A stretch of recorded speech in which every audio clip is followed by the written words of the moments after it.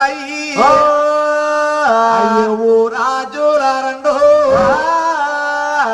తల్లెవరో దండెవరో పాపుట్టో ఎవరా బాయో ఏ పల్లె మీదయ్యో తల్లెవరో దండెవరో తోబట్టోలెవరో మీ ఒక తల్లెవరు దండెవరు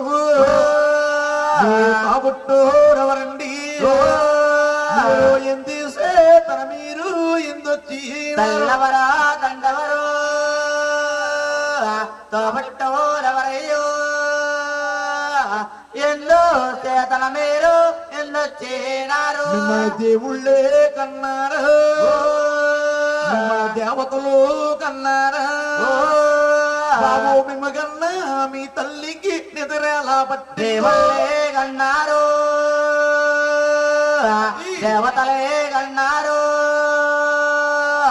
మేము కన్నా మీ తల్లికి నిద్రలా పట్టిందో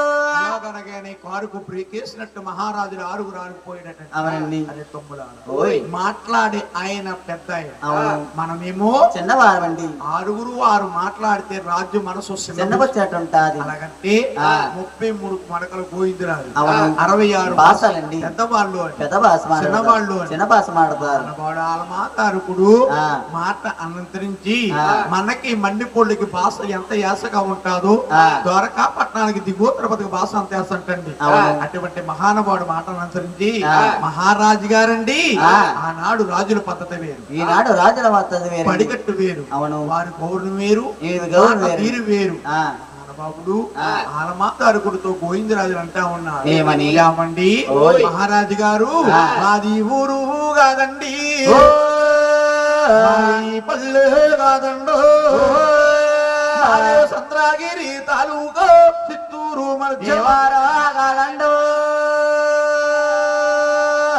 ఈ పల్లె కాదండు చంద్రగిరి తాలూకా చిత్తూరు జిల్లండి మాది చంద్రగిరి తాలూకా మాది చిత్తూరు మన జిల్లండి వస్తాన భూమి దిగువోతే చంద్రగిరి తాలూకు చిత్తూరు జిల్లండు నివేస్తాన భూమి దిగువ తిరుపతి మాది అది నివోస్తాన భూమి దిగువ తిరుపతి కాపురస్థలం అండి అన్నారటండి బాబు ఓయ్ చంద్రగిరి తాలూకా అవునండి చిత్తూరు జిల్లా నివాస్థాన భూమి దిగువ తిరుపతి కాపురస్థలం అండి దిగువ తిరుపతి కాపురా స్థలమా అవునండి అన్నారట ఆలమాతారుడు మహానుభావుడు గోవిందరాజు అంటున్నాడట ఏమని ఏమండి మహారాజు గారు